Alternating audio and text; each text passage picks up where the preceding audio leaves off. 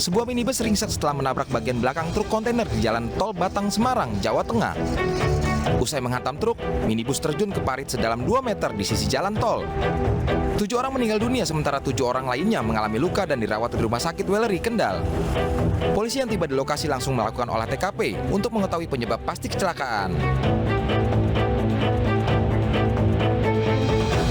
Seorang polisi yang bertugas di Polsek Wai Pengubuan menjadi korban penembakan rekannya sendiri. Peristiwa tersebut terjadi di kediaman korban pada Minggu malam.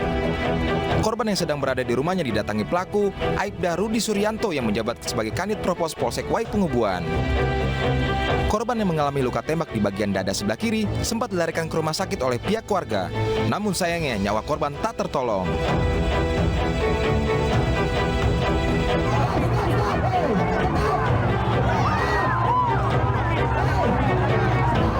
Aksi penolakan kenaikan harga BBM di Mataram, Nusa Tenggara Barat berlangsung ricuh. Mahasiswa yang menolak kenaikan harga BBM membakar ban dan terlibat saling dorong dengan aparat keamanan. Bahkan beberapa orang memaksa mendobrak pagar kantor DPRD.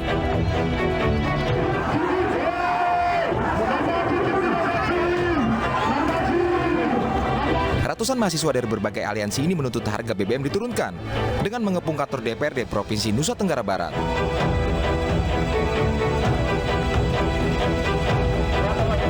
Sementara itu, sejumlah elemen masyarakat menggelar demo memprotes kenaikan harga bahan bakar minyak atau BBM di Patung Kuda dan DPR Jakarta Pusat. Ribuan personil polisi diturunkan untuk mengamankan demo yang rencananya akan digelar di 9 titik di wilayah Jakarta Pusat. Dan pemirsa, kita langsung kembali bergabung dengan Kevin Pakan di kawasan Patung Kuda, Jakarta Pusat untuk memantau suasana demo penolakan kenaikan harga BBM. Kevin, apakah aksi unjuk rasa masih berlangsung hingga saat ini?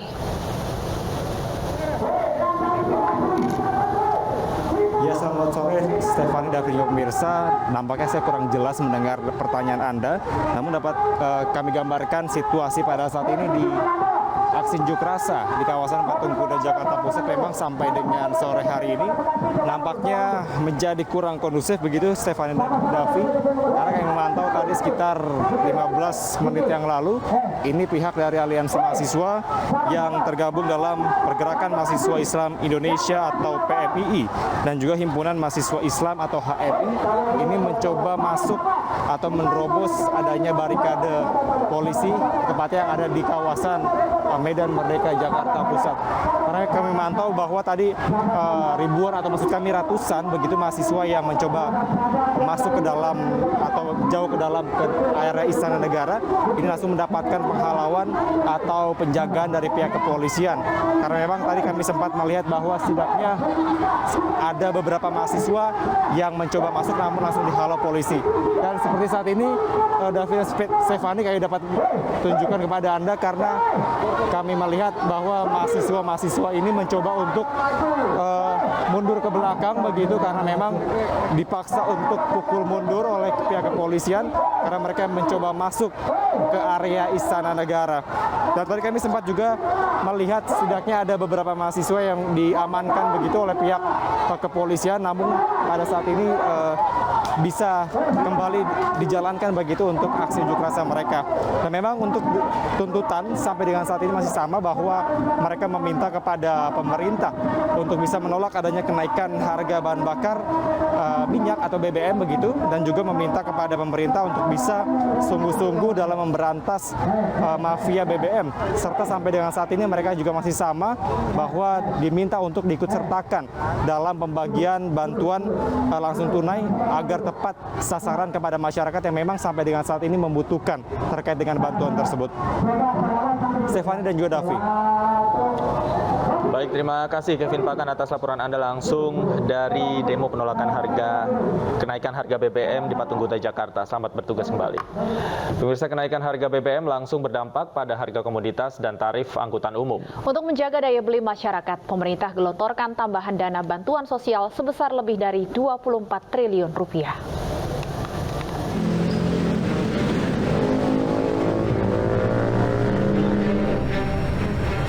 Pemerintah resmi menaikkan harga bahan bakar minyak subsidi mulai Sabtu 3 September pukul 14.30 waktu Indonesia Barat. Harga BBM yang naik adalah Pertalite, Pertamax, dan solar subsidi. Kenaikan harga BBM dikarenakan gejolak harga minyak dunia dan kenaikan subsidi energi yang terus meningkat. Kenaikan harga BBM langsung berdampak pada harga komoditas di pasar tradisional. Di Indramayu, Jawa Barat, harga cabai rawit naik dari Rp50.000 menjadi Rp70.000 per kilogram.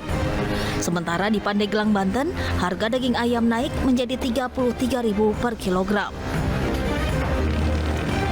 Tarif angkutan umum juga mulai mengalami kenaikan. Di Bogor misalnya, tarif angkutan kota naik sebesar Rp1.000 hingga Rp2.000.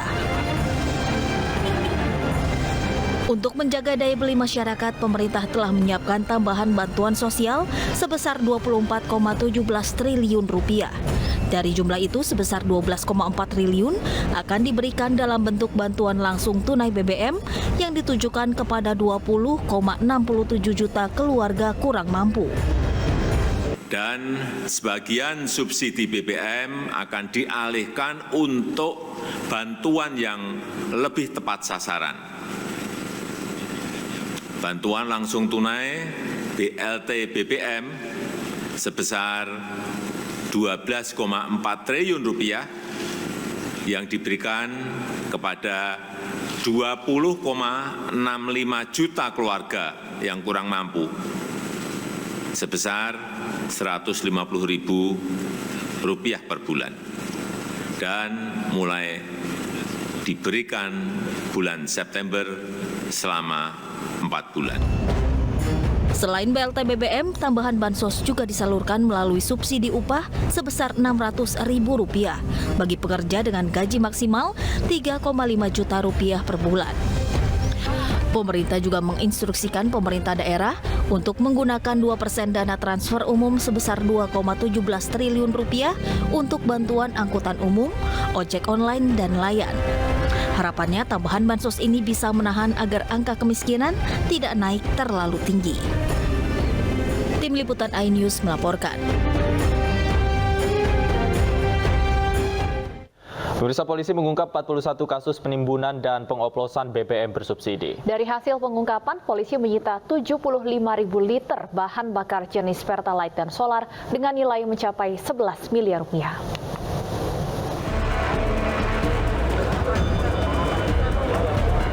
Jajaran Polda Jawa Tengah mengungkap 41 kasus penimbunan dan pengoplosan BBM bersubsidi selama bulan Agustus 2022. Dalam kasus tersebut, petugas menangkap 54 orang dengan barang bukti 35 kendaraan bermotor, yakni truk tangki, truk angkutan, mobil, dan sepeda motor.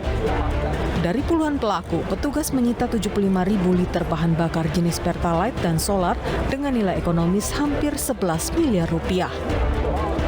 Ada dua modus operandi yang dilakukan pelaku dalam menimbun dan mengoplos BBM bersubsidi. Jadi ada dua modus operandi yang kita lakukan. Satu, mereka nimbun. Yang kedua, ngoplos. Ngoplos dari Pertalite, dioplos dengan bahan tertentu, kemudian dijual dengan Pertamax. Gitu loh, dioplosnya. Solar juga sama, solar juga ada yang ngoplos. Yang kedua, modus operandi nimbun. Nimbun dia dari beberapa SPBU, kemudian ditimbun di satu tangki. Ada yang tangki kapasitas 12 ton, baru mereka didaskan.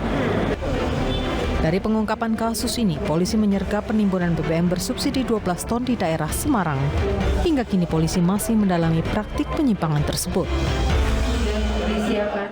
Sidang kode etik terhadap 4 perwira tersangka kasus obstruction of justice dalam perkara pembunuhan Brigadir J akan digelar besok. Informasinya kami hadirkan usai jeda, tetaplah di iNews Sore.